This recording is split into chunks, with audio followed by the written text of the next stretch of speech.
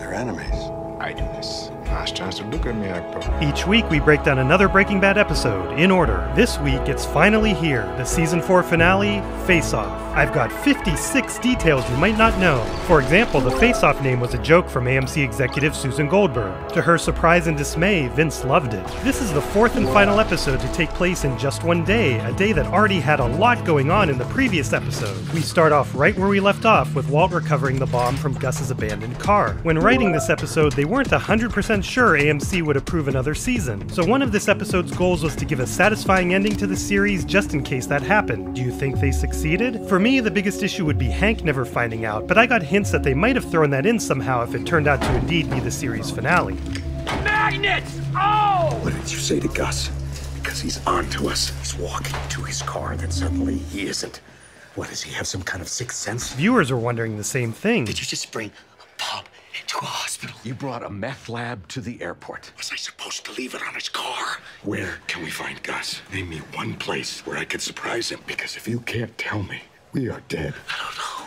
Well, maybe. Excuse me, Jesse Pinkman? Ah, just as he was going to tell him. We were wondering if we could have a few minutes of your time. Jesse, why'd you tell Brock's mom that the boy had been poisoned? We just happened to guess this one rare poison might be the thing that put this little boy in the hospital. And congratulations, because his doctors, they're beginning to think that you might just be right. So why rice? Jesse, how'd you come up with that? I don't know, I must have saw it on a house or something. That's a good excuse, although it turns out that House never featured ricin in an episode. I guess I should call my lawyer, right? Man, you know how it is when the lawyers get to it. Adversarial, then we gotta book you, blah, blah, right? I mean, you know, you've been around the block, Jesse. You're no Boy Scout. Saul Goodman. That's my guy. So do I gotta call him, or do you? Now, why would Francesca be shredding a school schedule, and why would the camera linger on it? We'll get to that later. What the hell do you think you're doing? They made sure to make this chunk of concrete look like the one Jesse used in Season 3. They were very careful with the camera angle and keeping these blinds closed because they're on a set, so that's not outside. They thought about digitally adding the outside, but instead they saved their money for some more important visual effects in this episode. I wonder what that could be. You know where he is, don't you? I need a number. I gotta wait around all day for a plate glass guy to come and fix this door. And who pays for this? Hey, look, there's gotta be at least $1,700 there, please. The phone number. Door like this? It's gonna cost way more than $1,700. What? For a plate of glass? No. Bet you winds up costing $20,000. Are you insane? There's no reputable vendor would... Walt's a little slow on that one. Now I'm thinking 25. I'll be right back. Again, the camera angle is strategic here. Becky, hi, it's Walter White. Yes, cats are... Listen, Junior just told us that he may have left the burner on the stove. Do you still have the key? Skylar changed the locks in Season 3, but maybe she gave Becky a new key. You are a lifesaver. Thank you so much. There you go. That's Vince Gilligan's mom, Gail Gilligan. There's something twisted about both Walt and Vince using her as a potential sacrifice. We know from next season that Walt hasn't cleaned up the bomb supplies yet, so Becky must think Junior made a huge mess. Becky? Oh, that's good. That's a relief. I owe you one. Big time. And Walt's lucky that the henchmen don't notice the kitchen and alert Gus to a potential bomb. For the third episode in a row, part of the Crawl Space song is used. They did a good job of hiding the propness of this money, but I'm going to call it here. I think there should be more visible words here. He looks down for a long time yet doesn't check the crawl space, but it gives us a better view of those disconnected water lines. At some point, Walt somehow moved the connections to the back wall. Brian hopping on the box and climbing over the wall are two different takes fused together. The only evidence left behind is this bit of shadow that only appears in one frame, and the sudden change to the pant wrinkles. So how's he doing? You could at least say, instead of being a couple dicks about it. Tell us what you know. I told you what I know. Tell us again. Oh, look at this. Isn't this cozy? What'd you tell him? I told him they were a couple of dicks. Auf Wiedersehen. Hasta luego. This interaction is a lot like our introduction to Saul. Go grab a juice box. Have a nap. Go on. That's it. Pick it up. Follow your partner. You too. All I can say is if I ever get anal polyps, I'll know what to name them. You're a lot safer in here. They just try to get your partner in his own home. You got anything for me? I mean, tell me I didn't poke my head up for nothing. Yeah. I've been thinking. Casa Tranquila. Our boy tells me Frank took him there to visit Tio Salamanca. Rings a bell. I mean, does that ring a bell? I mean, the guy actually has to ring a bell. Yes, I can't very well hide out in a nursing home for 6 months hoping that he comes back. This is why they needed to delete that scene I showed from Crawl Space. But said it was like he was torturing the old guy. This Tio character once murdered someone close to him. They're enemies. Be Number 3. This lady is a real-life professional bingo caller. Hector's once again watching Big Joe Polka Show. I know you despise me, but I'm willing to bet that I know a man whom you hate even more. Jonathan's blood is probably boiling hearing everyone else get to use correct grammar. I am offering you an opportunity for revenge. Okay, I'm here. You need something? You need to go poopy? This indignity helps to show why Hector would be so willing to end his life, not that he needs another reason besides taking Gus with him on his own terms. You want me to get the board for you? A, E, I, row I. These alphabet boards are used in real life, although the fact that it's clear is a classic Breaking Bad tweak. Finish the word, Mr. Salamanca. Dia in the word. Help me out here. Get over here. No more excuses. Marie, I will be there just as soon as I can. You want to weigh in here? Marie, he'll get here when he gets here. Well, I hope you saw plenty of air fresheners. I hope you just have a banner day over there. And thank you for all of your help. You know Hank heard her. Anything? This woman is a real Albuquerque police officer. It feels out of place to me, but here Gomi gets the second of 4 follow shots in this episode. Jesus, enough of the laundry. No, hear me out. We get another shot of Hank's dead watch. This is intentional, by the way, so they don't have to worry about the continuity of the time shown. I asked a bunch of electricians. They have their own chat rooms, like where they talk about was wiring. Freaking internet. Find anything on it these days. You look so freaking good, baby. I can't wait. Shut up! Ooh, sir, yes, sir. Oh. I have this guy down at the office. He says he has some kind of information. He'll only give it to you in person. This is how Walt ensures that Gus will find out about Hector visiting the DEA since they're tracking Hank's whereabouts. Do not even think about going down there. Marie. This is clearly a ploy or a trick or something designed to get Hank out into the open. I don't think this sounds like a good idea. Yeah, I agree, Uncle Hank. It is a ridiculous idea, and there is no way that you are going to do it. End of story. Hank, thanks for coming down. Classic. Hector's sitting in the same spot Hank did when unveiling his Gus theory to the DEA. They removed the fake wall to make it look like a different room. Murkert flips past the first page of his pad and then he does it again. Kudos to Hector, though, for spelling Schrader correctly. I-O-O-P. In this scene only, she skips the first letter every time the row is selected. First letter S. Instead, Hector multi-dings for this case. U.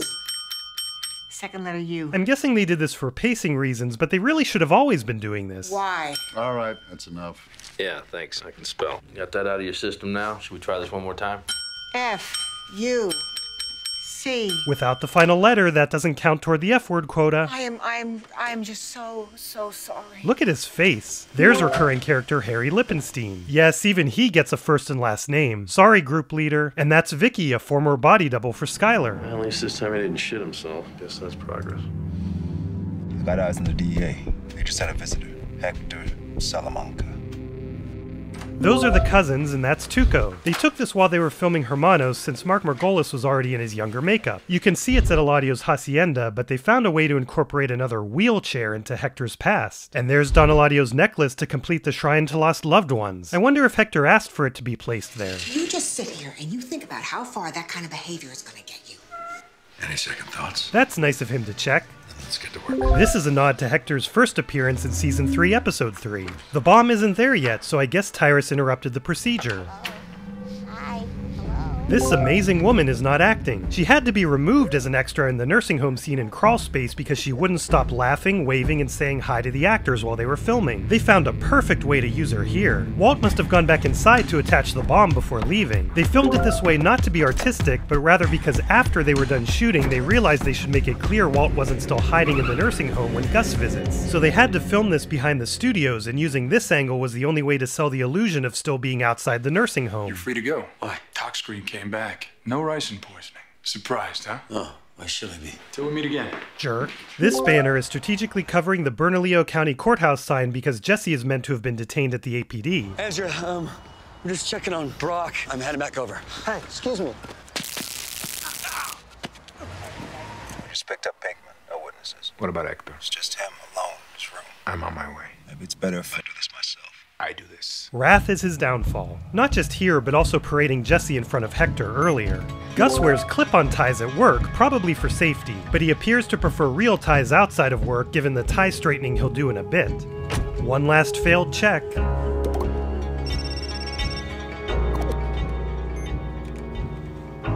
It's all clear. Wait here. Is that foreshadowing on their shadowed faces? The driver is Chris, by the way, who comes back in season 5. This song from Germany has been used in tons of TV shows, movies, and trailers. You might recognize it as the theme song for Dark, a German show. It's appropriately titled Goodbye from an album called The Devil's Walk. They did not check the gate when shooting this. This scene gives me goosebumps every time I watch it. The slow, dramatic build-up and this song is just perfect. Nice job hiding that part of the wheelchair. What kind of man talks to the DEA? No man. No man at all. A crippled little rata. What a reputation to leave behind. Is that how you want to be remembered? Last chance to look at me, actor. It looks like Mark takes a moment to say goodbye to us. I love the theory that Hector doesn't look at Gus until now, minus the exceptions I already talked about, because he knows Gus can read his eyes. We have evidence of this in Better Call Saul, and this could be another layer to Gus being tipped off by Jesse last episode. Although you don't have to be much of an eye reader to pick up what Hector's putting down here. The bomb being next to the oxygen tank was a nice touch. The door was really blown off using nitrogen gas, which avoided the white smoke we would have seen with normal compressed air. Although to be more realistic, we should have also seen some fire. The fireball completely consumed one resident's room. The ceiling tiles, debris, and picture falling were rigged to happen simultaneously. That's a Thomas Kincaid painting. He allowed the show to license it for this and died 6 months after this aired. They had to get the explosion right in one take, but ended up doing 19 takes of the second part of this shot, blended seamlessly into the first. The only clue about the transition is the smoke morphing a little. Blending the smoke and debris was more work than the face-off effect. Cut. I love how after the first take, everyone claps, but Vince is distraught. Let's go again. Take 17 was pretty good. Take 18 was even better. And then take 19 was like, boom, perfect. This dolly shot was completely smooth, but they added jitter later to match the typical handheld style of the show. You do have to suspend some disbelief here for many reasons. One is the amount of damage done to the door versus Gus. The people that worked on Gus's head also did Victor's throat and zombies in The Walking Dead. It was a combination of a prosthetic and digital effects. The prosthetic was made with the help of a cast of Giancarlo's head, and it had tracking marks to make it easier to blend in the digital part. With all the shock of Gus's face, it's easy to miss Hector's leg on the floor. This scheme might have been inspired by Larry Flint, believed to have considered wiring his wheelchair with C4 for his Supreme Court hearing. I'm not the fool you take me for. It's also funny that Mark Margolis played someone in Star Trek The Next Generation who inadvertently blew himself up when trying to kill Will Riker. It could also be a nod to Scarface, which not only has an unsuccessful car bomb, but this is said about Mark's character. That's no longer true. Let's talk about the symbolism of the way Gus died for a moment. As he is the Chicken Man, walking off in that state could be a reference to chickens running around with their heads cut off. He now resembles Two-Face from DC Comics, which could similarly represent his pillar of the community public persona that everyone sees, versus his evil side that the world doesn't see until the end. And then there's the fact that he also looks like the infamous bear from season 2. The bear's eye has continued to watch and judge Walt, and then Walt turns the table on Gus's watchful eye. Can you believe there's over 11 minutes still to go in this episode and it has a different shocking ending? Coming up on Coyote 102.5. That's a real radio station. Erica Viking, the DJ talking, is still on it. An explosion has been reported at a nursing home, the Casa Tranquila nursing home. Someone tell her it's Casa Tranquila. As many as 3 people may have been killed. Oh, no. We're going to get you more information on this just as soon as it comes in. Keep it right here on New Mexico's finest rock. No, that doesn't count. You want to cook with a broken arm? Next step, CO2. I better hear him click. What? You got a problem with stairs? I am the one who rings. That's a callback to this. Also, they did 5 to 9 takes of this, and you can see divots in the floor from previous drops. Gus is dead. We've got work to do. This was the first song written and performed by the Talby brothers, who were just 13 and 15 at the time. They showed this hit out of order, and we already heard it off screen, making it sound like Walt did 7 swings when he really did 6. There's still coffee being brewed until the very end. This smoke is early since the fire hasn't been ignited yet. This is a real fire and really ignited by that spark gap. There was water on the floor underneath a layer of gas, so it did very little damage. But to protect the camera, they used a techno crane, which is a German invention. There was no budget left for an explosion, but I've got you.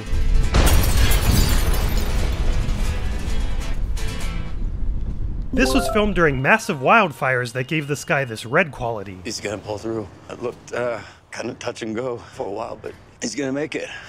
Thank God. Is Walt genuinely relieved here? If so, that means Walt knew there was a chance of him killing Brock, which conflicts with his later argument. Don't you think I knew exactly how much to give him? That I had it all measured out? Come on! Or this could just be the new Walt who's a good liar. Still saying it wasn't the ricin. And what was it? A flower called Lily of the Valley. So Gus didn't poison him after all. He had to go, right? Don't forget, Jesse, he did kidnap and handcuff you so you'd get back to work. Damn right. Gus had to go. Come on, hug him. I'm here at Casa Tranquila. It was pitch black outside when they shot this, so that's massive artificial light being beamed through the windows. Walt? It was 11:45 p.m. like Skylar's watch shows, but story-wise, AM or PM, this time makes no sense. Jesus, Walt, the news here. Gus Fring is dead. Remember the cotton plugs in Brian's nose to make it look swollen? You can see one sticking out here. They fixed it in the close-up. I need you to... It's over. We're safe. Was this you? Is that you? What happened? I won. We touched the walls of the city streets and didn't explain. Sadly showed us our ways. I've never asked him why. Cast down, it was heaven sent, and to the church, no intent to repent on my knees. Ah, the real devil is still walking. This is a fake plant, as they were unable to find any real ones in Albuquerque. But they bloom like this in the spring, yet the episode takes place in July. Its berries don't appear until the fall, but all parts of the plant are poisonous. This twist ending recontextualizes everything that happened in the last episode, as we now know Walt poisoned Brock to manipulate Jesse. But how did he do it? We know Saul was somewhat in on it, as Huell grabbed the ricin cigarette. Vince has said, My writers and I would always tell the story to ourselves of the evil juice box man. Once he got that idea, sitting by the, spinning the pistol and then looking at that lily of the valley, contemplating the idea, at that point he kind of crushed some of this stuff up, put it in a juice box or something, then somehow snuck into being a guy who's a teacher. He knows his way around a school. Indeed, we saw that school schedule in Saul's office earlier, so Saul helped with that as well. And Saul does know Andrea and Brock pretty well from delivering Jesse's checks. The one flaw in the schedule is the classes have start and end dates in 2003 for some reason. Also, don't forget we're in July, but time is a bit squishy in Breaking Bad. Saul didn't know Brock was going to be poisoned. You never told me that kid would wind up in the hospital. So it's not clear what story Walt told him. Finally, a lot of characters wear green in this episode. I think the typical Walt corruption angle explains Saul and Hector, who are in on his schemes. As for Becky, I think it could be a joke from Vince that his mom is corrupt. Or it's just her favorite color. And then there's Holly. Uh-oh. The credits music is interesting because it almost sounds peaceful and like everything's resolved, until it starts getting ominous at the end. Property of Bacon, Chemo, Irate, Axolotl, Austin, Nathan, Purple Fury, 3412, Swarming Linguendo, and Neodymium are 6-month members. Congratulations to all 7 of you for earning your sweet 6-month membership badge from YouTube. Property of Bacon first appeared as a Pollos menu special, and the rest of you first appeared on Roof Pizza. Thanks again for all your support. You are not going to believe how many new members joined this week. I need to do these shoutouts in 2 phases. First up, Snores, Deceptic Reed, Manny, Blue Thirsty For You, Sasha, Caleb, Zoetic Zephyr, Avery S, Naiwo, Totally Linky, Tacton, Nuke 187, Jiggy Calzone, Nils 1, Josh is Yo Mama, Port SDG, Refik Semis, Geraldo, Script, Dr. Mister, The Brick Prince, Sign Ventilator, G Money, Solixy, Red Sphinx 113, Corn Snack, Sean Yance, and happy birthday to Sean and Bert the Blue Engine. Ardbert Calmbringer, Bomba, Doggus, Captain Monkey 52, Zen Brewski, Buzz Lightyear, Mr. Labayo, Dripples, BL, Pokepug, Douche Yaya, Mr. Blue Yeti, Thunderhammer, longtime commenter Pasta Bloke, who inspired me to make that video about the RV tape, Zosh, Shotzi, Max Dagger, Meg Bravo, Skelly, MDB7, Bob Jones, Fungus, Lemon Wedge, Star Ouroboros, of Fusion, Alfie the Gamer, Alari, Frozen Mug, Crumcho, Servant, Eric the Story Guy, Loose Goose, Totally Pants, Gato Tonto, Kennedy, Engolfer and Golferson, Archio Gerino, Macro Bunker, Tap Shoes, Jimmy Mullen, Landon Rakestraw, Buong, Gabriel Martins, Joe Scheel, Funny Man, Eastern Orthodox's Truth, Jacob Hanna, Calidus Pinguino, Dilltube, Amelia, Damian Dotson, Mr. Cookies, Cribstick, Emoji, The Boyf, Altic Me, Master Jedi Anakin, Gami Wami,